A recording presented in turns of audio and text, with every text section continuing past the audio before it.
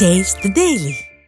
கடலூர் மாவட்டம் லால்பேட்டை கிழக்கு பகுதியில் கழக பொதுச் செயலாளர் எடப்பாடி கே பழனிசாமிக்கு உற்சாக வரவேற்பு அளிக்கப்பட்டது. அங்கு திரண்டிருந்த மக்களிடம் பேசிய அவர், தான் மதத்துக்கும் சாதிக்கும் அப்பாற்பட்டவன் என்றும் மக்களுக்கு நன்மை செய்ய வேண்டும் என்ற எண்ணத்தில் ஏழை எளிய மக்களை பாதிக்காத வகையில் 50 மாத காலம் பார்த்து கொண்ட அரசு அதிமுக என்றும் பெருமிதம் தெரிவித்தார்.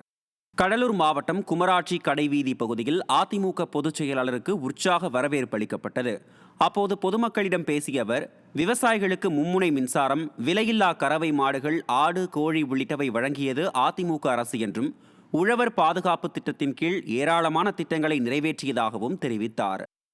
இதேபோல் புது பூலாமேடு பகுதியில் அதிமுக பொதுச் செயலாளர் எடப்பாடி கே பழனிசாமிக்கு உற்சாக வரவேற்பளித்த பொதுமக்கள், கடந்த அதிமுக ஆட்சி காலத்தில் மக்களுக்கான பல்வேறு நலத்திட்டங்கள் கிடைக்கப்பெற்றதாகவும் தற்போதைய திமுக ஆட்சியில் எந்த ஒரு திட்டங்கள் மூலமும் பயன்பெறவில்லை என்றும் குற்றம் சாட்டினர்.